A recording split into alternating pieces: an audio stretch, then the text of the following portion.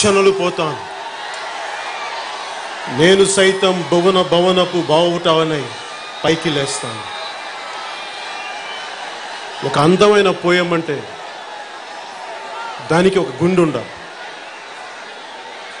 అది కన్నీళ్లు కార్చాలి, క్రోధాగ్నులు పుక్కిలించాలి, పీడితుల పక్షం అవలంబించి మనిషి రుణం తీర్చుకోవాలి.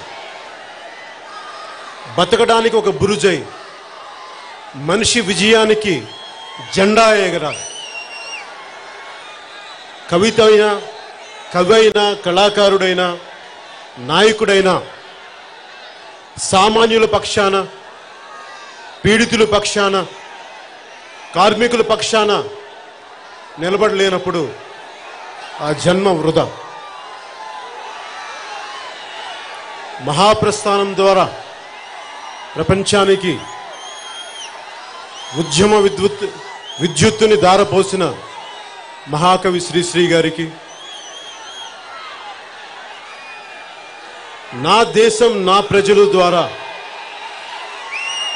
కష్టాల్లో ఉన్న ప్రజలను చూసి, దౌర్జన్యానికి గురవుతున్న ప్రజలను చూసి,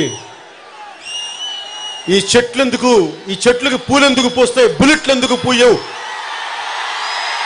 అని గర్జించిన శేషేంద్ర గారికి, దార్శనికుడు కవిశ్రేష్ఠుడైన శేషేంద్ర గారికి మనస్ఫూర్తిగా హృదయపూర్వక వందనాలు తెలుపుకుంటూ, ఈ ఉక్కు పరిరక్షణ కోసం నడుం బిగించిన పెద్దలందరితోటి, కార్మిక నాయకులందరితోటి, కార్మికులందరి కోసం ఈరోజు మీ ముందుకు వచ్చాం. నా ఉపన్యాసాన్ని ఆ కవులిద్దరికీ నమస్కారాలు తెలియజేసుకుంటూ ప్రారంభిస్తున్నాం.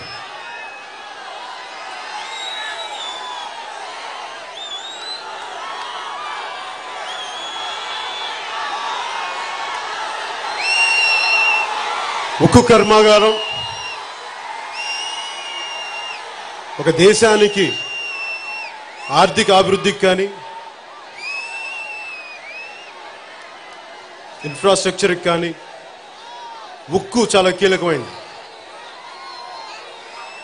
ఉక్కు కర్మాగారాలు లేకపోతే ఆ దేశం ముందుకెళ్ళదు. ఒకసారి ఈ ఉక్కు ఇక్కడున్న పెద్దలందరికీ తెలుసు, కానీ ఈ రోజున మీకు తెలిసిన విషయాన్ని మళ్ళీ ఇంకొకసారి ఎందుకు తెలియజేస్తున్నానంటే, మీరు ఏ కష్టాలైతే చూశారో ఆ కష్టాలను ఇక్కడున్న తరానికి చెప్పడానికి, అసలు విశాఖ ఉక్కు ఎలా ప్రారంభమైంది, ఏ పరిస్థితుల్లో ప్రారంభమైంది అని చెప్పాల్సిన అవసరం ఈ కొత్త తరానికి చెప్పాల్సిన అవసరం ఉంది. అందుకని మీకు తెలిసిన విషయాన్ని అయినప్పటికీ ఈ కొత్త తరాన్ని చెప్పడానికి నేను ముందుకెళ్తున్నాను. విశాఖ ఉక్కు ఆంధ్రుల హక్కు అనే నినాదం మనం ఎప్పుడో పుస్తకాల్లో చదువుకుంటాం, ముఖ్యంగా ఇప్పుడున్న 25 ఏళ్ల కుర్రవాళ్ళకి. విశాఖ ఉక్కు ఆంధ్రుల హక్కు అన్న ఒక నినాదం విపరీతమైన భావోద్వేగాన్ని లేపేది. కులాల కుంపటిలో, వర్గాల పోరులో నిండిపోయిన ఆంధ్రప్రదేశ్ రాజకీయాలకి ఒకే ఒక్కటి, కులాలకి వర్గాలకి అతీతంగా ఒకే ఒక నినాదం ఈ రాష్ట్రాన్ని కుదిపేసింది. అది విశాఖ ఉక్కు ఆంధ్రుల హక్కు అని. 1963లో అప్పుడు గనుల శాఖ మంత్రి శ్రీ సుబ్రహ్మణ్యం గారు, భారతదేశానికి ఉక్కు కర్మాగారాలు చాలా అవసరం, ఒక సముద్ర తీరాన ఒక మంచి స్టీల్ కర్మాగారం ఉండాలి అని అనుకుంటే, అప్పుడు దాన్ని ఒక అమెరికన్ కన్సార్టియం అనే కంపెనీ విశాఖపట్నం చాలా అనువుగా ఉంటుందని చెప్పేసి వెళ్ళిన తర్వాత అందరూ ఆనందించారు. ఉమ్మడి ఆంధ్రప్రదేశ్కి ఉక్కు కర్మాగారం రాబోతుంది అంటే అభివృద్ధి దిశగా ఆంధ్రప్రదేశ్ ఎదగబోతుందని. కానీ కొన్ని పరిస్థితుల్లో మళ్ళీ అది మార్చుకొని పక్క రాష్ట్రాలకు వెళ్ళిపోతుంది, ఇక్కడ ఉండట్లేదు, మాట ఇచ్చిన తర్వాత ఉండట్లేదు అంటే ఆ రోజున తాడికొండ ఎమ్మెల్యేగా ఉన్న కీర్తిశేషులు అమృతరావు గారు ఇక్కడ కలెక్టర్ ఆఫీస్కి వచ్చి నిరాహార దీక్ష చేయటం, దానికి మద్దతుగా ఆంధ్ర విశ్వవిద్యాలయం విద్యార్థులు అండగా నిలబడటం, అది ఉద్యమ రూపం దాల్చడం, తీవ్ర స్థాయికి వెళ్ళటం, రైలు రోకోలు,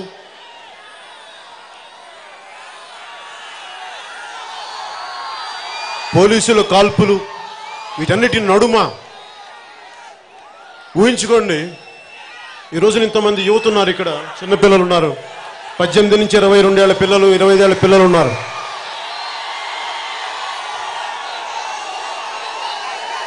వారు ఆ రోజున పోరాటానికి మద్దతుగా వెళ్తే పోలీస్ కాల్పుల్లో 32 మంది నిండు నూరేళ్లు బతకాల్సిన యువకులు చనిపోయారు. పీలేరు నుంచి పలాస దాకా, విశాఖపట్నం నుంచి వరంగల్ దాకా 32 మంది యువకులు బలిదానాలు అయినాయి, చనిపోయారు.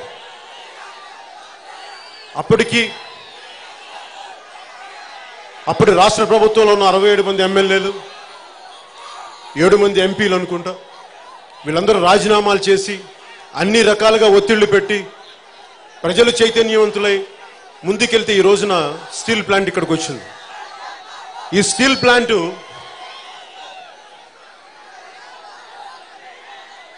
చాలా కష్టాల మీద వచ్చింది. 71లో శంకుస్థాపన జరిగింది. 92లో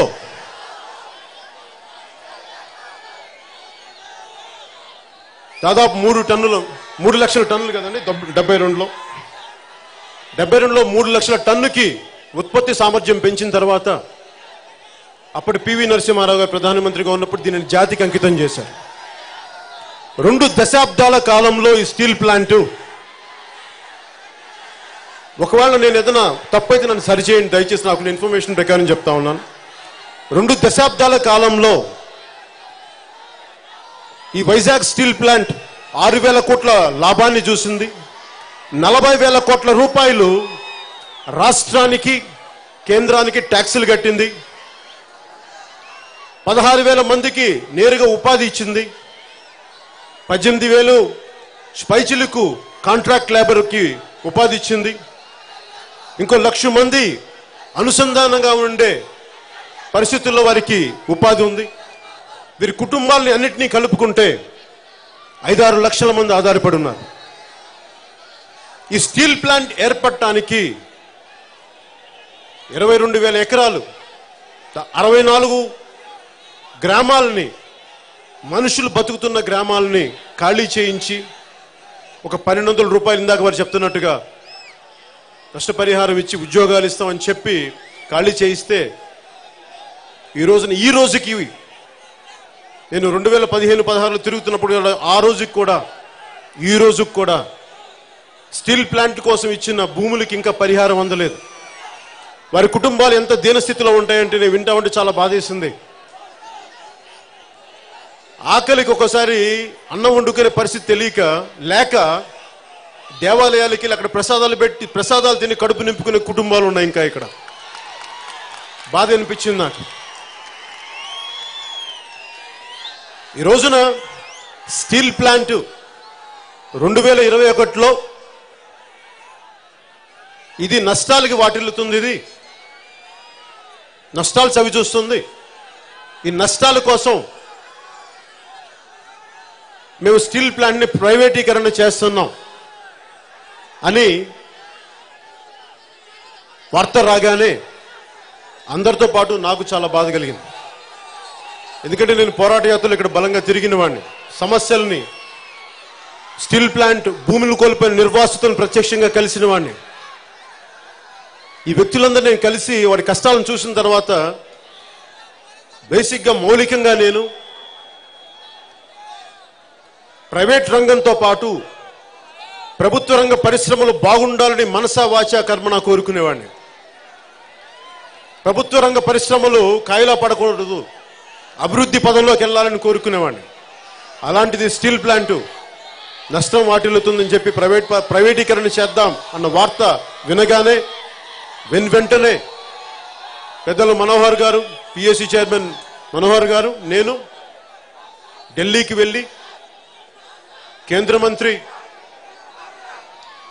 హోంశాఖ అమాత్యులు శ్రీ అమిత్ షా గారికి ఒక రిప్రజెంటేషన్ ఇవ్వడం జరిగింది. అన్ని డిస్ఇన్వెస్ట్మెంట్ పెట్టుబడులు ఉపసంహరించి ప్రైవేటీకరణకి అప్పగించేలాగా మిగతా పరిశ్రమల్లాగా ఈ స్టీల్ ప్లాంట్ దయచేసి మీరు చూడొద్దు. ఇది ఆంధ్రుల భావోద్వేగాలతో ముడిపడి ఉన్నది. ఇది 18,000 మంది రైతులు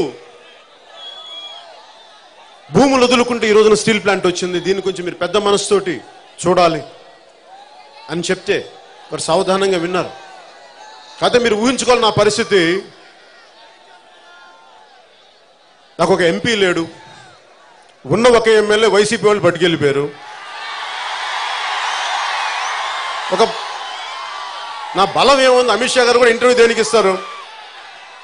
వెనక ఎమ్మెల్యేలు ఎంపీలు ఉన్నారని ఇవ్వరు, మీరున్నారని ఇస్తారు నాకు అపాయింట్మెంట్. ప్రజాబలం ఉంది.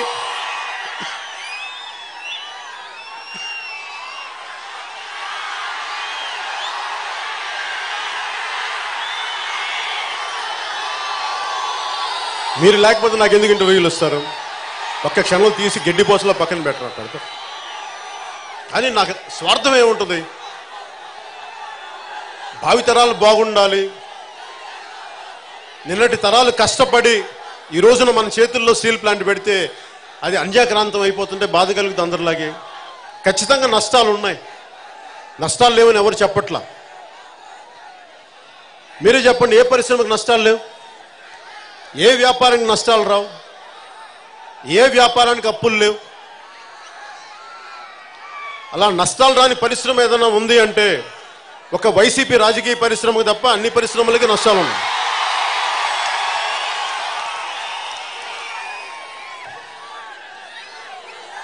ఒకసారి స్టీల్ ప్లాంట్ నష్టాలు మాట్లాడుకోబోయే ముందు మనకు అర్థం కావాల్సింది పబ్లిక్ సెక్టార్ యూనిట్స్. దీనికి ఎవరుస్తారు?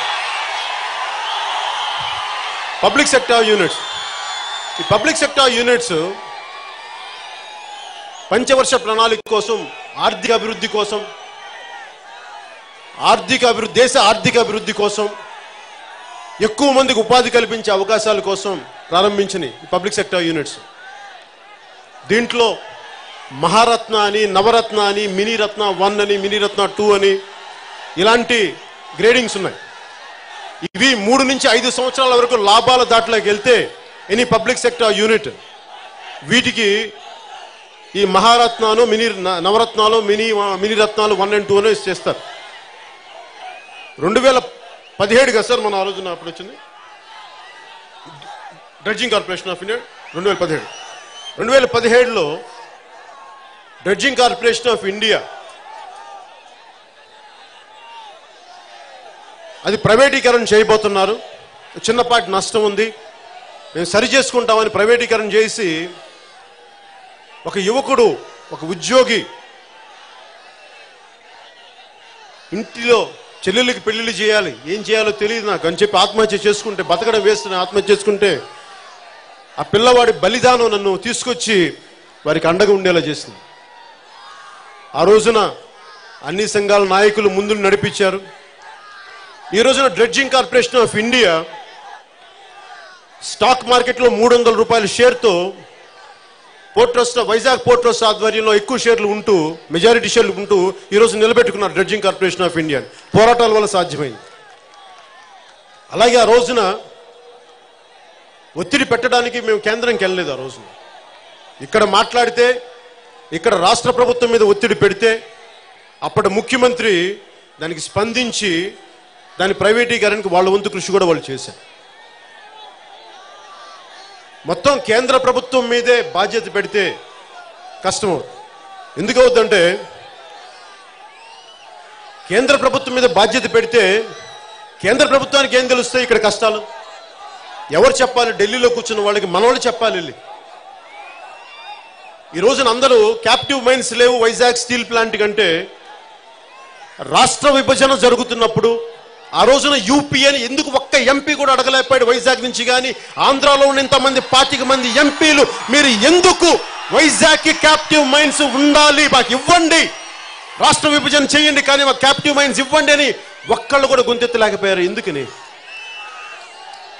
ఎందుకంటే వాళ్ళకి అర్థం కాదు.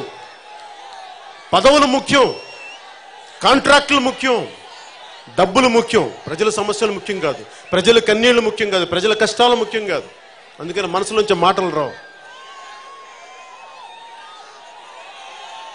స్టీల్ ప్లాంట్కి పొలాలు ఇచ్చేసిన జీవితాలు, ఆకలికి గుళ్ళోకి వెళ్ళి ప్రసాదాలు తినే కష్టాలను చూస్తే వాళ్ళకి అర్థమవుతా ఎంపీలకి. నేను ప్రజలకి మోసం చేయను, ఇక్కడ ఓడిపోయాను నేను, అయినా కానీ నిలబడి ఇక్కడే ఉన్నాను. నేను పారిపోను. ప్రజాక్షేత్రం నుంచి ఓటమి నన్ను పారిపోనివ్వదు, నిలబెట్టే ఉంచుది. ఎందుకంటే ఇది నా కర్తవ్యం. సర్దార్ వల్లభాయ్ పటేల్ ఉక్కు మనిషి, ఈ రోజున జయంతి అయింది. ఆయన జయంతి రోజున, ఆ శుభ సందర్భం రోజున మాట్లాడుకుంటున్నాం. అదే ఉక్కు సంకల్పం స్టీల్ ప్లాంట్ని కాపాడుకోవాలి. అన్ని పార్టీలు కలిసి రావాలి. ఒక్కళ్ళు కాదు, ఇది అన్ని పార్టీలు కలిసి రావాలి.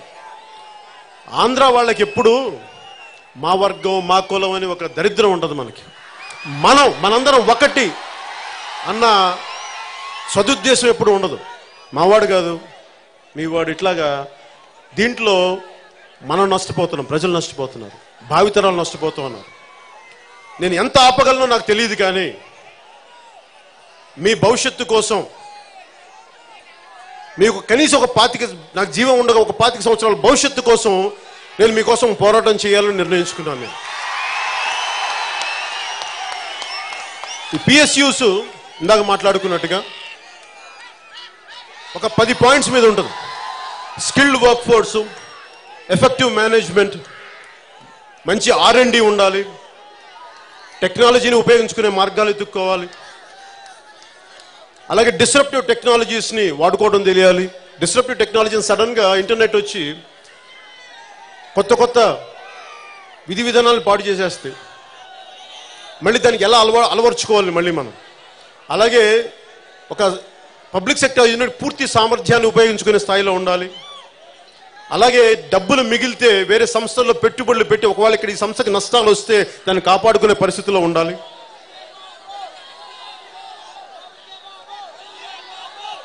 అలాగే అంతర్జాతీయ రాజకీయ ఆర్థిక విధి విధానాలు కూడా ఒకసారి ఎక్కడో యూరోప్లో జరిగే గొడవ ఇక్కడ మన స్టీల్ ప్లాంట్ మీద ప్రభావితం చూపిస్తుంది.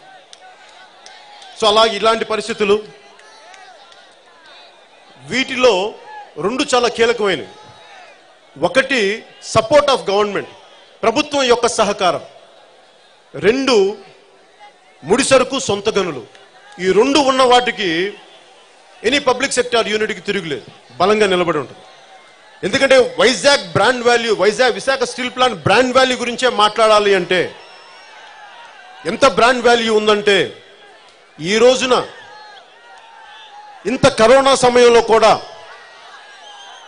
నాకు తెలిసి 165-167 కోట్లు ప్రాఫిట్ని తీసుకొచ్చింది ఇక్కడ విశాఖ స్టీల్ ప్లాంట్ కార్మికులు. వాళ్ళ చెమటోడ్చి, వాళ్ళ రక్తాన్ని దారపోసి, ఆక్సిజన్ సిలిండర్లు లేకుండా ప్రజలు చనిపోతుంటే, బ్లాస్టింగ్ ఫర్నేస్లో యాక్సిడెంట్ జరుగుతాయి ఇవన్నీ తెలిసి కూడా వాళ్ళందరూ 165 మంది పైగా చనిపోయారు ఇక్కడ. ఈ కరోనా కాంట్రాక్ట్ లేబర్ కానీ రెగ్యులర్ ఎంప్లాయీస్ కానీ వీళ్ళందరూ రిస్కులు తీసుకొని స్టీల్ ప్లాంట్ని కాపాడుకుంటూ వచ్చారు. కానీ వీరికి 2 కానీ ఇస్తే, ఒకటి ప్రభుత్వ సహకారం. ప్రభుత్వ సహకారం అంటే నా ఉద్దేశంలో కేంద్ర ప్రభుత్వాన్ని అడగబోయే ముందు రాష్ట్ర ప్రభుత్వాలని బాధ్యుల్ని చేయాలి. రాష్ట్ర ప్రభుత్వాలని బాధ్యుల్ని చేయకపోతే ఏమవుతుందంటే, కేంద్ర ప్రభుత్వానికి మనం ఎందుకు గొడవ చేస్తున్నాం అర్థం కాదు. ఢిల్లీలో కూర్చున్న పెద్ద స్థాయి నాయకులందరికీ కూడా అర్థం కాని విషయం ఏమవుద్దంటే, రాష్ట్ర విభజన జరిగినప్పుడు కూడా మీ ఎంపీలు ఏం మాట్లాడరా మా దగ్గర, మాకు నష్టం వస్తుంది, మీ ఎంపీలు ఏం మాట్లాడరు. వాళ్ళకి ఏం కావాలో తెలియదు, వాళ్ళ కాంట్రాక్టులు, డబ్బులు, వాళ్ళ పదవులు ఇస్తే సరిపోతాయి, మీ రాష్ట్ర ప్రయోజనాల గురించి మాట్లాడరు. అలాగే ఏ రోజును కూడా మీ ఎంపీలు నోరు తెరిచి మీ ప్రజా సమస్యల గురించి చెప్పకపోతే, నిలబడకపోతే, పోరాటం చెయ్యకపోతే మాకు ఎలా తెలుస్తుంది మీ వాళ్ళు మాట్లాడరు. అందుకని మేమేం చేస్తాం? మరి ఇలాంటి ఎంపీలని ఎన్నుకుంటే మనకి అన్యాయం జరగక ఏం జరుగుద్ది? రాష్ట్ర విభజన జరుగుతున్నప్పుడు ఒక్క ఎంపీ అయినా సరే మాకు విడిపోబోతుంది, కనీసం మాకు సొంత గనులు మా వైజాగ్ స్టీల్ ప్లాంట్కి ఇవ్వండి అంటే ఈరోజు సొంత గనులు వచ్చిండేమోనే అడగటానికి ఎవరికి మనసొప్పదు, భావన రాదు. ప్రజల్లో తిరిగేవాళ్ళు కాదు కదా నాయకులు. ఓట్ల రోజున వచ్చి ఓట్లు వేస్తారు, 2,000 3,000 ఇచ్చి గెలుస్తారు, వెళ్ళిపోతారు, మళ్ళీ ఓట్ల టైంలో వస్తారు. మరి సమస్యలు వచ్చినప్పుడు ఎవరు నిలబడరే, ఎవరు రారే, మళ్ళీ ఓడిపోయిన మనమే రావాలి, నిలబడాలి. మేము నిలబడతాం, జనసేన నిలబడుతుంది, జన సైనికులు నిలబడతారు, వీర మహిళలు నిలబడతారు. మేము నిలబడతాం, మీకు అండగా ఉంటాం.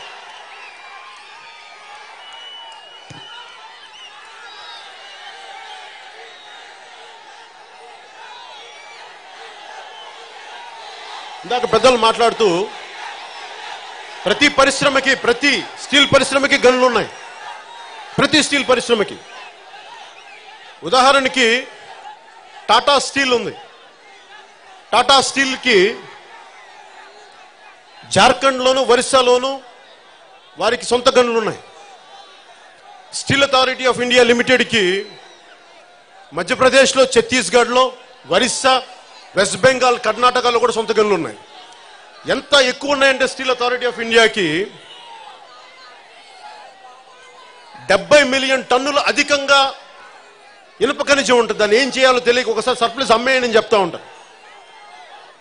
అలాంటిది మనకి కనీసం ఒక్క ఎంపీ వెళ్ళి, 22 మంది వైసీపీ ఎంపీలు మీరు ఒక్కరు వెళ్ళి కూడా ప్రభుత్వాన్ని, కేంద్ర ప్రభుత్వాన్ని మాకు ఆ సర్ప్లస్ని, మా ఉన్న గనుల్ని మాకు ఇవ్వండి, మేము వాడుకుంటాం, ఆ స్టీల్ ప్లాంట్ని కాపాడుకుంటామని మీరు ఎందుకు నోరు తెరవరు వైసీపీ ఎంపీలు?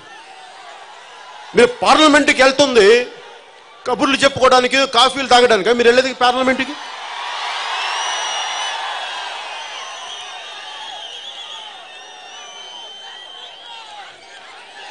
వైజాగ్ స్టీల్ ప్లాంట్కి ప్రతి టన్ను ఇనప ధాతువుకి 7,000 రూపాయలు ఖర్చు పెట్టాలి. అదే టాటా స్టీల్ ప్లాంట్కి కానీ, steel authority of India limited ఆధ్వర్యం నడిచే ప్లాంట్స్కి కానీ 1,500 రూపాయలు టన్ను ఖర్చు పెట్టాలి. సంవత్సర ఖర్చుల్లో ఈ రెండు కంపెనీలకి 35%, 48% ఖర్చు అవుద్ది. అదే వైజాగ్ స్టీల్ ప్లాంట్కి 65% ఖర్చు అవుద్ది. 100 కోట్లు ఖర్చు పెడితే 65 కోట్లు కేవలం ముడిసరి కొనడానికి అయిపోద్ది. అదే సెయిల్ కంపెనీలకు కానీ, టాటా కంపెనీలకు కానీ 35%, 48%, ఎందుకంటే సొంత గనులు ఉన్నాయి. మరి నష్టాలు రాకపోతే, మరి వైజాగ్ స్టీల్ ప్లాంట్కి నష్టాలు రాకపోతే లాభాలు ఎలా వస్తాయి? ఇది మనందరం మీ తరం ఆలోచించాలి, మీ జనరేషన్ మాట్లాడాలి, మీరు ఆలోచించాలి. ఇది నా మాటలు నమ్మొద్దు, మీరు చదవండి, రీసెర్చ్లు చేయండి, పెద్దలతో మాట్లాడండి, అనుభవజ్ఞులతో మాట్లాడండి, ట్రేడ్ యూనియన్ నాయకులతో మాట్లాడండి. 1 కాదు 2 కాదు 20 సంఘాలు పైగా ఉన్నాయి ఇక్కడ. ఒకసారి మీరు భూమిని కోల్పోయిన నిర్వాసితుల సంఘాలతో మాట్లాడండి, మనకు అర్థమవుతుంది కష్టాలు ఎలా ఉన్నాయి. విశాఖ ఉక్కు ఎవరి దయా దాక్షిణ్యాల మీద వచ్చింది కాదు, పోరాడి సాధించుకున్నది విశాఖ హక్కు. ఎవడో పడేస్తే రాలా, పోరాడాం. 32 మంది బలిదానాలు. హబీబుల్లా రెహమాన్, పోలినేని ఏసయ్య, సాయిరెడ్డి, మస్తాన్, తంగెళ్ళ సత్యం లాంటి 32 మంది యువకులు, నిండు 100 ఏళ్లు బతకాల్సిన యువకులు పోలీస్ కాల్పుల్లో ప్రాణాలు పోగొట్టుకున్నారు. పీలేరు నుంచి పలాస దాకా, ఇందాక చెప్పినట్టుగా విశాఖ నుంచి వరంగల్ దాకా అందరూ పోలీస్ కాల్పుల్లో చనిపోయారు, ప్రాణాలు కోల్పోయారు. వారి ప్రాణత్యాగాల మీద వచ్చింది, విద్యార్థుల ఉద్యమ స్ఫూర్తితో వచ్చింది, నాయకుల త్యాగాలతో వచ్చింది, పోరాట స్ఫూర్తితో వచ్చింది వైజాగ్ స్టీల్ ప్లాంట్. ఇది కేవలం మీరు ఆగండి, మీరు అరవద్దు, ఆగండి. పవర్ స్టార్ అనకండి, బాగుండట్లే అనకండి, ఆపండి. మానే కొంచెం బుర్ర పెంచుకోండి అందరూ.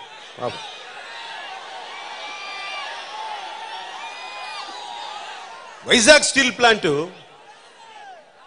ఇది మేము పోరాడి సాధించుకున్నది, ఆత్మగౌరవంతో సాధించుకుంది, బలిదానాలతో సాధించుకుంది. ఎవడో పడేస్తే వచ్చింది కాదు ఇది. ఇది ఆంధ్రుల ఆత్మగౌరవం.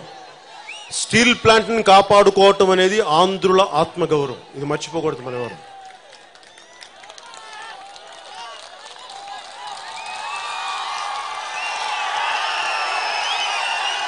ఆత్మగౌరవం లేని బతుకు చచ్చిపోవడం బెటర్ కదా, అందుకని ఆత్మగౌరవం చాలా ముఖ్యం. కొంతమంది డబ్బులు పడేసి ఆత్మగౌరవం అమ్మేసుకుంటారు, మనకు అవసరం లేదు. మన ఆంధ్రులో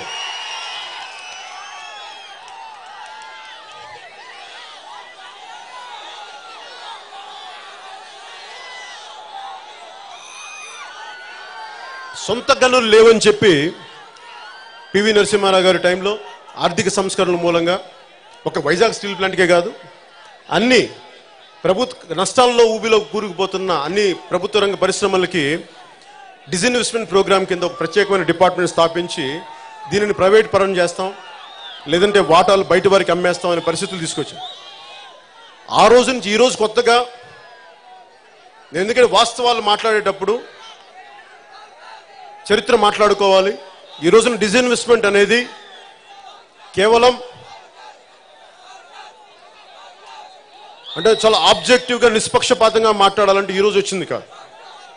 ఈ డిజిన్వెస్ట్మెంట్ అనేది, పెట్టుబడుల ఉపసంహరణ అనేది, నష్టాలు వస్తున్న పరిశ్రమలకి ప్రైవేట్ పరం చేయటం అనేది ఈ రోజు వచ్చింది కాదు.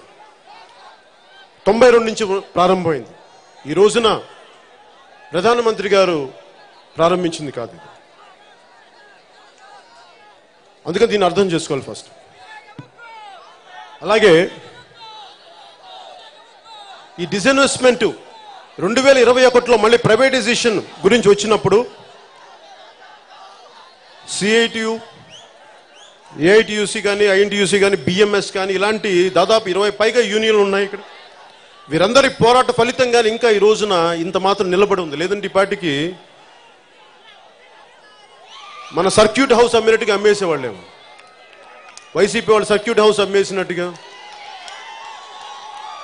ప్రభుత్వ ఆస్తుల్ని కొన్ని వేల కోట్లకు తాకట్లు పెట్టేసినట్టుగా తాకట్టు పెట్టారు, అలా అమ్మేసేవాళ్ళు, ముక్కలు ముక్కలుగా అమ్మేసేవాళ్ళు. కానీ ఈ ట్రేడ్ యూనియన్ నాయకులు ఉండటం వల్ల అది మన అదృష్టంగా చెప్పచ్చు. వారి పోరాటాల ఫలితం ఈ రోజున నాలాంటి వాడికి కూడా వచ్చి వారి పక్కన కూర్చున్న అదృష్టం నాకుంది. వారందరికీ మనస్ఫూర్తిగా మీ అందరి తరపున ధన్యవాదాలు తెలుపుతాను.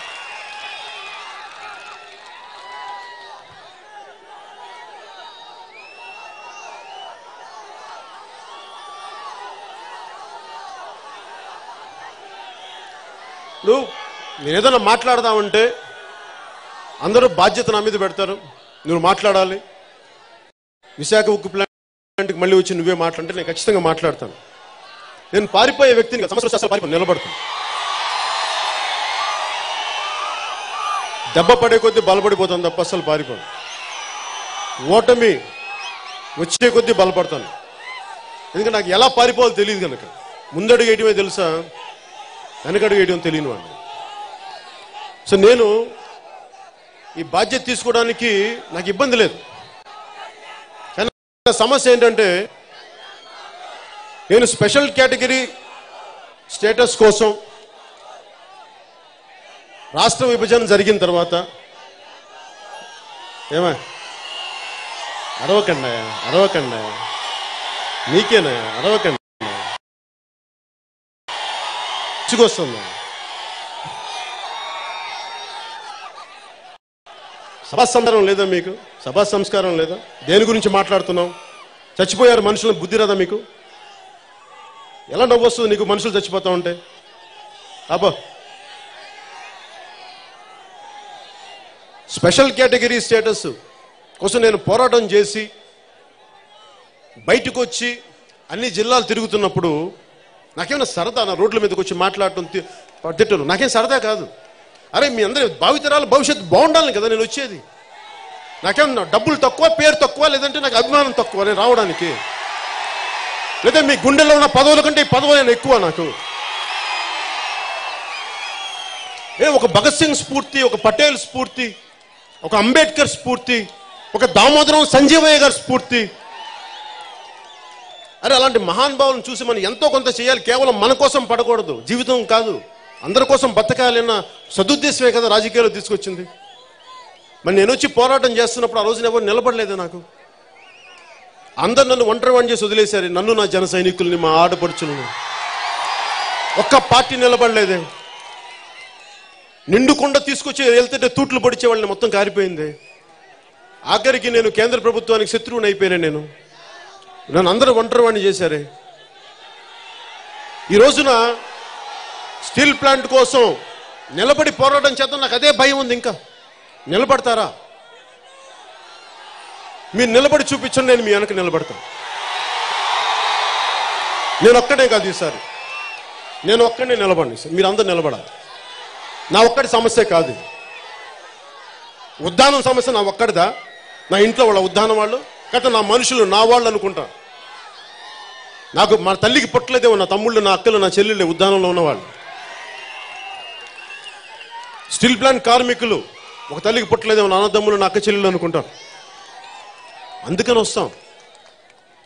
అలాగే పార్టీలకు అతీతంగా అందరూ రావాలి స్టీల్ ప్లాంట్ కోసం.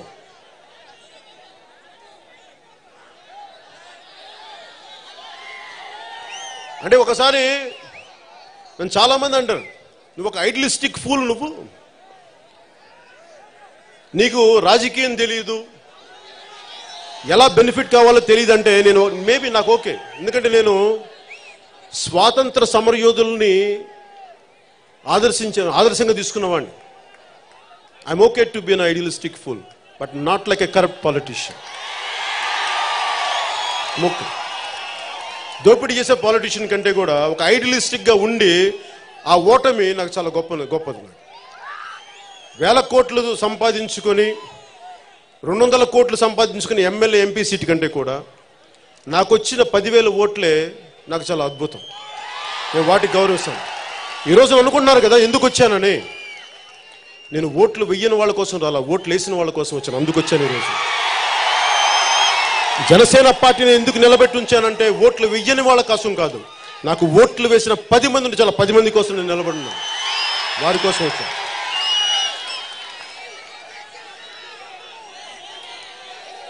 మాట్లాడితే వైసీపీ నాయకులు కానీ అప్పుడున్న టీడీపీ కానీ కేంద్రం మా మాట ఇందండి అంటారు.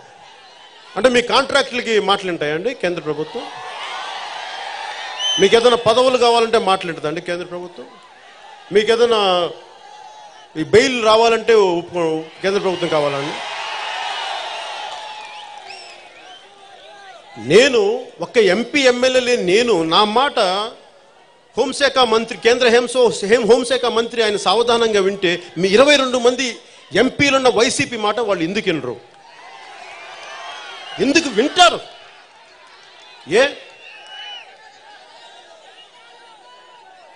వారు ఫామ్ బిల్ గురించి వినలేదా? అలాగే వైసీపీ ఇక్కడికి వచ్చి మాకేం సంబంధం లేదండి, ఇక్కడ మేము అసెంబ్లీలో తీర్మానం పెట్టామని చెప్పి చేతులు దులిపేసుకుంటే ఎట్లా? అలా కుదరదమ్మా, అట్లా కుదరదు. మీరు నిలబడాలి. ఆ కథలు, ఆ కాకమ్మ కథలు, కబర్లు, కాకరకాయలు ఇదివరకు రోజులు, ఇప్పుడు కుదరదు. అది విభజన టైంలో ఈ కథలు చెప్పారు, ప్రతి ఎంపీ ఇదే కథ చెప్పారు, ప్రతి ఎమ్మెల్యే ఇదే కథ చెప్పాడు, మేము విన్నామమ్మా. ఇంకా మరీ దయచేసి ఇంకా పెద్ద పెద్ద క్యాబేజీ పూలు చెవుల్లో పెట్టకండి, చాలు, ఇంక విసిగిపోయి. అలాగే వైసీపీ నాయకులు ఏమంటారు? మాకు కేంద్రం మా మాట విందు, మోడీ గారు మా మాటను లక్ష్య చేయరంటారు. ఎందుకంటే వాళ్ళకి వైసీపీ ఎంపీలు అవసరం లేదంటారు. మరి వైసీపీ ఎంపీ అవసరం లేనప్పుడు మీరు సిఏఏకి మీరు ఎందుకు మద్దతు ఇచ్చారు? మరి అంటే మీ అవసరం ఉందనే కదా భారతీయ జనతా పార్టీకి కూడా. వైసీపీ మీరు సిఏఏకి ఎందుకు మద్దతు ఇచ్చారు? మరి అలాంటప్పుడు ప్రత్యక్షంగానో పరోక్షంగానో ఉన్నారు కదా. అలాగే ఫామ్ బిల్లుకి అక్కడ మద్దతు ఇచ్చి ఇక్కడికి వచ్చి మళ్ళీ భారత్ బంద్కి ప్రకటిస్తారు. మీరు ఇలాంటి ద్వంద్వ వైఖరి మళ్ళీ పాత విభజన టైంలో చేసిన పాడు రాజకీయాలు మళ్ళీ మీరు కూడా చేస్తున్నారే. కొత్త రాజకీయం ఎక్కడ చేస్తారు మీరు? అలాగే జిఎస్టీకి కానీ, ఇన్సాల్వెన్సీ అండ్ బ్యాంక్రప్సీ సవరణ బిల్లుకి కానీ, కాశ్మీర్ బిల్లుకి కానీ, వైసీపీ ఇంకా అనేక బిల్లులకు కానీ వైసీపీ ప్రత్యక్షంగాను పరోక్షంగాను మీరు మద్దతు ఇచ్చారు. అలా మద్దతు ఇచ్చేటప్పుడు వైజాగ్ స్టీల్ ప్లాంట్ కోసం మాకు సొంత గనులు ఎందుకు ఇవ్వరు అని ఒక మాట ఎందుకు అడగలేకపోయారు మీరు? సెయిల్ సర్ప్లస్ని steel authority of India limited మరి 70 మిలియన్ టన్స్ వారికి అవసరం ఎక్కువ అయిపోయింది, అమ్మేసుకుంటున్నారంటే అలాంటి గన్నులు మాకు ఇవ్వండి అని మీరు ఎందుకు మాట్లాడలేదు? ఎందుకంటే మీకు బలిదానాలు పోరాటాల మీద మీకు గౌరవం లేదు కనుక. ఎందుకంటే మీరు చేసిన వాళ్ళు కాదు, మీరు డబ్బులు ఇచ్చి ఓట్లు కొనుక్కున్న వాళ్ళు, పోరాటాలు చేసి వచ్చిన వాళ్ళు కాదు రాజకీయాల్లోకి. మీరు నిలబడి దమ్ముండి అక్కడ నిలబడి నా దేశం నా ప్రజలు అన్న పోరాటం చేసిన వాళ్ళు కాదు మీరు. అందుకు మీకు రాదు, మనసులో మాకుంటుంది. ఈ నాయకులందరూ ఎంపీలు ఎమ్మెల్యేలా? ప్రజలంటే ప్రేమ, కార్మికులంటే ఇష్టం, అందుకు నిలబడున్నారు. నేను కూర్చోబెట్టి ఎమ్మెల్యేలు ఎంపీలు మీరు కారులోనూ బ్లూ లైట్లు వేసుకుని తిరగడానికి మీకు మేము ఇచ్చింది మేమందరం? ప్రజా సమస్యల మీద మాట్లాడరా మీరు? వినరా మీరు?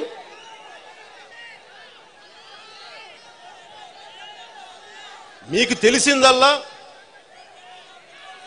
కాంట్రాక్టులు, పదవులు, డబ్బులతో పాటు ప్రజలు తాగే సారా డబ్బులు, వాళ్ళ సారో కథలే మిమ్మల్ని ముందుకు తీసుకెళ్తాం. అంతేగాని నిజంగా మీ కష్టాలు తెలియదు మీకు.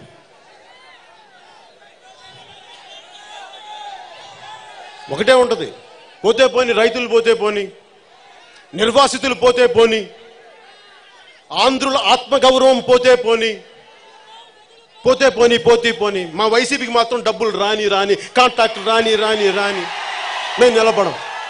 జనం మటుకు పోతే పోని.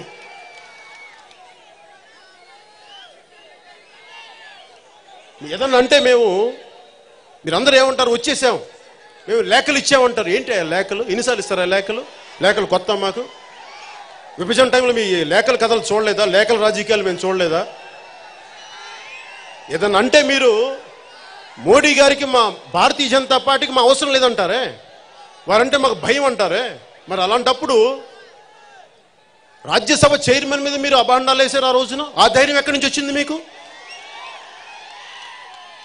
సిజేఏ బోబ్డే గారికి మీరు లేఖలు కూడా రాశారే, ఒక వ్యక్తిని మీరు సిజేఐ చేయకూడదని.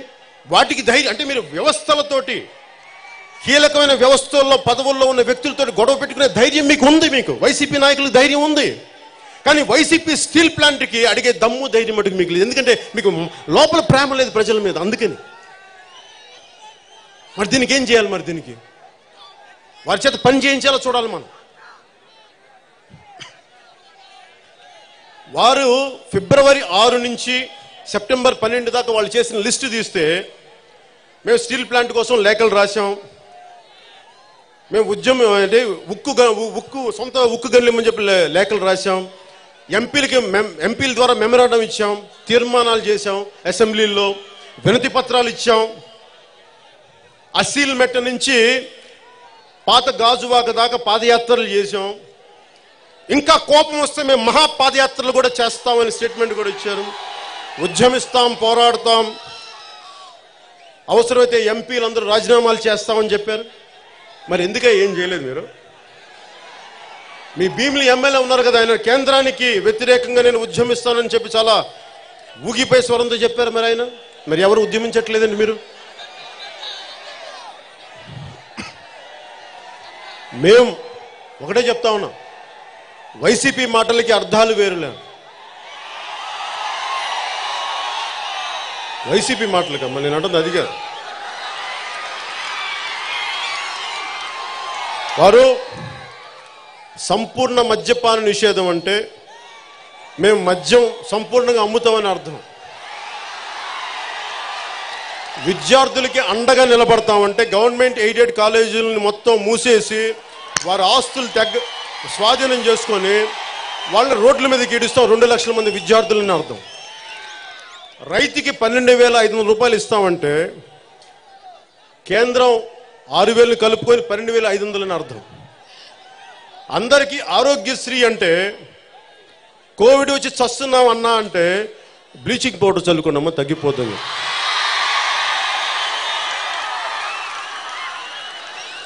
ఫీజులు మేమే కడతామంటే విద్యా సంవత్సరం స్టార్ట్ అయింది కట్టండి అంటే వారిని కొడతామని చెప్పడం.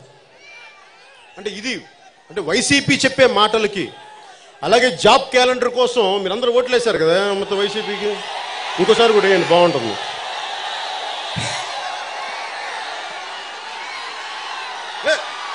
మీకు వైసీపీ కరెక్ట్ అని, ఎందుకంటే మీరు మీ తిరగండి అలా తిరగండి. నా సభలకి ఎవరండి జనం, ఓట్లే వాళ్ళకి వేయండి, మీకు అప్పుడు ఇలాగ ఉంటుంది. జాబ్ క్యాలెండర్ ఇస్తా ఉంటే జాబులు లేకుండా చేయడం, ఇలా 1-2 లిస్టు తీసే మొత్తం రేపు తెల్లవారుజాము వరకు అని చెప్పారు. అంటే స్టీల్ ప్లాంట్ సంబంధించినంత వరకు ఎందుకు అంటున్నాను సార్ పెద్దలందరికీ కూడా, స్టీల్ ప్లాంట్ సంబంధించినంత వరకు వైసీపీ మాటల్ని జనసేన నమ్మట్లేదు. ఎందుకంటే నేను మీకు మీ వైపే తిరిగి మాట్లాడుతున్నాను.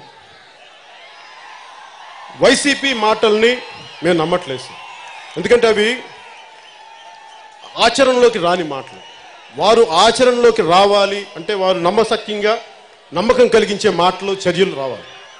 సో దాంట్లో భాగంగా ఒకటే వాళ్ళు కావాలి. మీరు మద్యపానం నిషేధం లాగా స్టీల్ ప్లాంట్కి మేము ఉంటామంటే మేము నమ్మలేకపోతాం. ఎందుకంటే మీరు ఇన్ని పనులు మీరు ప్రామిస్ చేసి అన్ని ఆపోజిట్ చేశారు. ఇదే సీతమ్మ దారికి నేను వస్తా ఉంటే ఒక రోజు నా ఆడపిల్ల ఆడపడుచు లాపి అన్న మద్యపాన నిషేధం చెయ్యి, ఈ ఊళ్ళో ఈ తాగుబోతులు గొడవ తట్టుకోలేకపోతున్నామంటే నేనేం చేశాను ఆ రోజున మేనిఫెస్టోలో, ఆ ఏరియాలో ఉండే ఎక్కువ శాతం మంది ఆడపడుచులు కోరుకుంటే అక్కడ మద్యం షాపులు మూయించేస్తామని చెప్పి జనసేన మేనిఫెస్టోలో పెట్టాం. కానీ వైసీపీ మటుకు అసలు సంపూర్ణ మద్యపాన నిషేధం అని చెప్పి ఆ భూమిలో ప్రెసిడెన్షియల్ మేడలో బిల్లు అమ్మడం స్టార్ట్ చేశాం. అందుకని ఆ ఉద్దేశంతో నేను చెప్తున్నాను, మేము వైసీపీ ప్రభుత్వాన్ని మేము నమ్మం. స్టీల్ ప్లాంట్కి అండగా నిలబడతాం, కార్మికులకి అండగా నిలబడతాం తీర్మానం ఇచ్చామంటే మేము వైసీపీని మేము నమ్మం. మేము మరి వైసీపీ లేకపోతే నేను ఢిల్లీకి వెళ్ళి మాట్లాడతాం, 10 కాదు 100 రిప్రజెంటేషన్లు ఇస్తా. కానీ చట్టసభల్లో మీరు ఎంపవర్ చేసిన, మీరు బలపరిచిన, మీరు ఓట్లేసిన వ్యక్తులు మాట్లాడకపోతే నాలాంటి ఎంత మాట్లాడినా నేను బలహీనుణ్ణి. చట్టసభల్లో బలం లేనప్పుడు మీ ముందు బలవంతుని తప్ప చట్టసభలో నేను చాలా బలహీనుణ్ణి. ఒక్క ఎంపీ ఉన్నా కానీ కనీసం దాని గురించి మాట్లాడించాడు, ప్రైవేట్ బిల్లునే పెట్టి మాట్లాడించాడు. ఒక ఎంపీ కూడా లేడు. ఉన్న ఎమ్మెల్యేని వైసీపీ వాళ్ళు పాపం గద్దలా తనకి వెళ్ళిపోయారు. సో ఈ రోజున వైసీపీకి ఈ సభాముఖంగా చెప్తున్నా, మీరు ఒక అఖిల పక్షం పెట్టండి. దానికి నిర్వాసితుల సంఘాల దగ్గర నుంచి దాదాపు 30 సంఘాలు ఉన్నాయి, ట్రేడ్ యూనియన్ నాయకులు ఉన్నారు, పెద్దలందరినీ పిలవండి, మేధావులందరినీ పిలవండి, రాష్ట్ర క్షేమం కోరుకునే మేధావులందరినీ పిలవండి, కాంగ్రెస్ నాయకుల్ని పిలవండి, భారతీయ జనతా పార్టీ నాయకుల్ని పిలవండి, సిపిఐ సిపిఎం ఆ నాయకుల్ని పిలవండి, మీ బెస్టెస్ట్ ఫ్రెండ్స్ తెలుగుదేశం పార్టీ నాయకులను కూడా పిలవండి. అలాగే మీకు మేమంటే ఎంత ఇష్టమో తెలియదు కానీ నేనంటే ఇష్టం లేదని నాకు తెలుసు. మీకు నన్ను కూడా పిలవండి, మా నాయకుల్ని పిలవండి, మా జన సైనికులను పిలవండి, మా ఆడపడుచులను పిలవండి, వస్తాం మేమందరం. ఇంతమంది కలిసి వచ్చి ఒక పోరాటం చేస్తే అప్పుడు కేంద్ర ప్రభుత్వం అర్థం చేసుకుంటుంది, దీని తాలూకు తీవ్రత అర్థమవుద్ది. అసలు మన పోరాటాలే చేయకుండా ఎంతసేపు కేంద్ర ప్రభుత్వమే చేయాలి, మీరు తప్పు చేశారని అనటం కూడా భావ్యం కాదు కదా. ఈ రోజున తెలంగాణ వచ్చింది అంటే ఆ మూల ఉన్న ఒక ప్రతి కుర్రవాడు కూడా జై తెలంగాణ అంటే తప్ప రాలేదు ఆ రోజు. నేను మొన్న తెలంగాణ సభలో చెప్పాను, మీ పోరాట స్ఫూర్తి నాకు జనసేనకు స్ఫూర్తి అని. ఎందుకంటే 14-16 ఏళ్ళ కుర్రాళ్ళు కూడా మా నేల భారతదేశం అంటే గౌరవం ఉంది, భక్తి ఉంది, కానీ నా తెలంగాణ నేల మీద నాకు అమితమైన ప్రేమ ఉంది. మరి ఆంధ్ర వాళ్ళకి ఆ నేల మీద ఎందుకు ప్రేమ లేదు? ఎందుకు రాదా ప్రేమ? కసి లేదా, కోపం లేదా, ఆవేదన లేదా, మీకేం అనిపించదా? మనది అనిపించదా మీకు? అలా అనిపించకపోతే నాలాంటి వాడు పోరాటం చేస్తే భుజాలు ఉంగిపోయి వాడు బుర్రకోవలో పడతాడు తప్ప, మీకు కోపం లేని సమాజంలో నాలాంటి వాడు ఎన్ని అరుపులు అరిచినా ఏమీ చేయలేడు. నేను ఒకటే వెయిట్ చేస్తాను, మీకు కోపం వచ్చే వరకు నేను వెయిట్ చేస్తాను. మీకు కోపం వచ్చిన రోజు నన్ను పిలవండి, ఎందుకు నన్ను చెప్తాను. అలాగే వైసీపీ నాయకులకు కూడా ఈ వైజాగ్ ఈ స్టీల్ ప్లాంట్ ప్రాంగణం నుంచి చెప్తా ఉన్నాను, మీరు అఖిలపక్షం పిలవాలి. మీరు అఖిలపక్షం పిలవకపోతే మీరు 48 గంటలు టైం ఇస్తున్నాం. సార్ మీరు చెప్పండి, అఖిలపక్షం ఉండాలంటారా? ఒకసారి చేతులు ఎత్తండి సార్ అందరికీ. బాబు అందరూ చేతులు ఎత్తాలి, మీరు మొహమాట పడతారు, చేతులు ఎత్తండి. అఖిలపక్షం కావాలి, అందరూ చేతులు ఎత్తండి. స్టీల్ ప్లాంట్ని కాపాడుకోవాలంటే అఖిలపక్షం రావాలి, అఖిలపక్షం ఏర్పాటు చేయాలి వైసీపీ ప్రభుత్వం. అందుకని చెప్తా ఉన్నాం. సార్ మీ అనుభవజ్ఞులు 48 గంటలు టైం ఇద్దామా? అట్లీస్ట్ అఖిలపక్షం పిలవడానికి మీరు చెప్పాలి. 48 అవర్స్, 2 రోజుల, ఇంకొంచెం ఎక్కువ.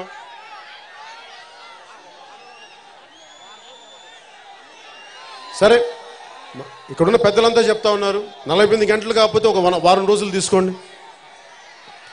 వారం రోజుల్లోపు మీరు ఒక ప్రకటన ఇవ్వండి, వైజాగ్ స్టీల్ ప్లాంట్ని మేము ఇలా ఆపబోతున్నాం, మేము పార్లమెంట్లో దీని గురించి మాట్లాడతాం, అవసరమైతే మేము కేంద్ర ప్రభుత్వంతో వారితో మేము మెప్పిస్తాం, వారిని పోరాటం చేస్తాం, కానీ స్టీల్ ప్లాంట్ని సాధించుకుంటాం, ప్రైవేట్ గనులను సాధించుకుంటాం అని చెప్పినా కానీ నేను బయటికి రాను. సంతోషంగా నేను ఏదో మా పార్టీ కార్యక్రమాలు, మా ప్రజలు ఏదో కూర్చుని వెళ్ళిపోతాను. మిమ్మల్ని కూడా ఒక పల్లెతో ఒక మాట అన్నాం. అలా కాకుండా మీరు కలబొల్లి కబుర్లు చెప్తే మటుకు మేము ఖచ్చితంగా ఉద్యమిస్తాం. కార్మికులందరికీ అండగా ఉంటాం. ఒకవేళ మీరు దీనిని సీరియస్గా తీసుకోలేని పక్షంలో ఒక కార్యాచరణ ప్రకటిస్తాం. మీరు చెప్పి విశాఖ ఉక్కు కర్మాగారం సంబంధించి పెద్దలందరూ కూర్చొని మీరు కార్యాచరణ ప్రకటించండి. ఈ సమస్యని ప్రతి జిల్లాకి తీసుకెళ్ళండి. ఒకవేళ వైసీపీ రాని పక్షంలో అప్పుడు వైసీపీ మీద ఎలా ఒత్తిడి పెడదాం, ఎలా ఒత్తిడి తీసుకొద్దాం. ఎందుకంటే మన పోరాటాలు మనం చేయకుండా కేంద్ర ప్రభుత్వం అంటాం నాకు ఇష్టం లేదు. ఎందుకంటే నిర్మోహమాటంగా మాట్లాడగలను, నాకు ఆ ఇబ్బందులు లేవు. ఎందుకంటే నాకు కేంద్ర ప్రభుత్వంతో నాకు కూర్చోబెట్టిన పదవులు అడగను, డబ్బులు అడగను, కాంట్రాక్టులు అడగను, నాకేముంటుంది, ప్రజాక్షేమం ఉంటుంది. నేను ఏ రోజు వెళ్ళి కలిసినా మీ క్షేమం కోసం అడుగుతాను. ఓ 25 కేజీలు బియ్యం కదమ్మా మా వాళ్ళకి ఇవ్వాల్సిన ఒక 5,000 రూపాయలు కాదు, వాళ్ళకి ఒక 5 లక్షలు సంపాదించుకునే ఒక దారి ఇవ్వండి అని అడుగుతాను. ఒక 25 సంవత్సరాల భవిష్యత్తు ఇవ్వమని అడుగుతాను. అది అడుగుతాను కేంద్ర ప్రభుత్వాన్ని. ఆ రోజు వరకు నేను వెయిట్ చేస్తాను. ఒక వారం రోజులు టైం తీసుకోండి. ఒక వారం రోజులు టైం తీసుకొని వైసీపీ మీ కార్యాచరణ చెప్పండి. వైజాగ్ స్టీల్ ప్లాంట్ మీరు ఎలా ఆపుతారో చెప్పండి. ముందుకు తీసుకెళ్ళకపోతే మటుకు ఈ 2 సంవత్సరాలు ఎన్నికల వరకు ఒకటైతే మీకు మాటిస్తున్నాను, వైసీపీ నాయకులకి నా తరపున, జనసేన తరపున, మా ఆడపడుచుల తరపున, వీర మహిళల తరపున, మా జన సైనికుల తరపున, ఇక్కడ ఉన్న కార్మిక నాయకుల తరపున, వచ్చే ఎన్నికలకి మీరు ఏమి స్పందించని పక్షంలో వైసీపీ నాయకులు చెప్తా ఉన్నాం ఈ స్టేజ్ మీద నుంచి, ఈ 2 సంవత్సరాలు మీరు చాలా గడ్డు కాలం ఉంటుంది. మీరు వైజాగ్ స్టీల్ ప్లాంట్ కాపాడుకోలేకపోతే ప్రథమ బాధ్యత మీది. 182 మంది ఎమ్మెల్యేలు, మా జనసేన ఎమ్మెల్యేతో కలుపుకొని చెప్తున్నారు, 152 మంది ఎమ్మెల్యేలు, 22 మంది ఎంపీలు. ఏదన్నా అంటే మళ్ళీ కూర్చోబెట్టి మీరు ఓ పని చేయండి, మీ బెస్ట్ ఫ్రెండ్ టీడీపీ వాళ్ళని కూడా కలుపుకోండి. మీరు అప్పుడు 25 వాళ్ళలో సగం ఎమ్మెల్యేలు ఆల్రెడీ మీతో ఉన్నారు కాబట్టి మిగతా సగం కలుపుకొని మొత్తం అందరూ కలిపి 175 మంది ఎమ్మెల్యేలు, 25 ఎంపీలని కలుపుకొని మీరు కార్యాచరణ ప్రకటించండి. మేము అండగా ఉంటాం. రాష్ట్ర ప్రయోజనాల కోసం అందరం కలిసి నడుద్దాం. విశాఖ ఉక్కుని కాపాడుకుందాం. ఏదైతే బలిదానాలు 32 మంది బలిదానాలు చేశారో ఆ బలిదానాలు వేస్ట్ కానివ్వం.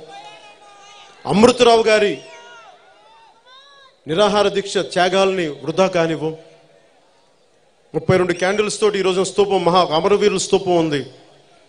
ప్రతి ఒక్క జన సైనికుడు మీకు ఖాళీ ఉంటే ఒకసారి అమరవీరుల స్తూపంకి ఇలా స్ఫూర్తిని పొందండి. అక్కడ వారి జ్యోతిని మనసులో వెలిగించుకొని వైజాగ్ స్టీల్ ప్లాంట్ కార్మికులకి, నిర్వాసితులకి, కుటుంబాలకి, ట్రేడ్ యూనియన్ నాయకులకి మన అండగా నిలబడాలి.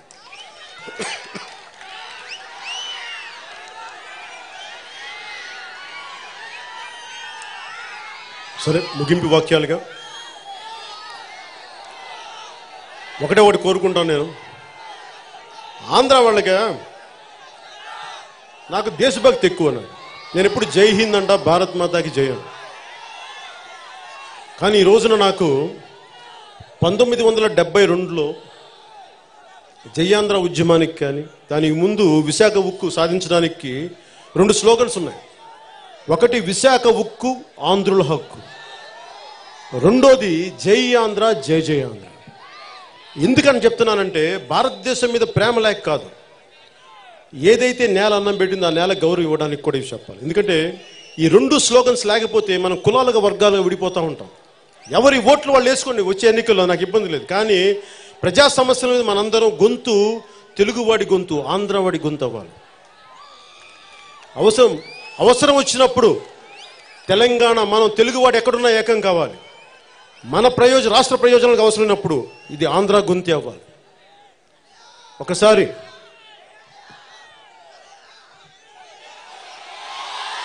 ఒక స్లోగన్ ఇద్దాం అందరికీ వినపడేలాగా. విశాఖ ఉక్కు, విశాఖ ఉక్కు, విశాఖ ఉక్కు, జై ఆంధ్ర, జై ఆంధ్ర, జై ఆంధ్ర, జై హింద్.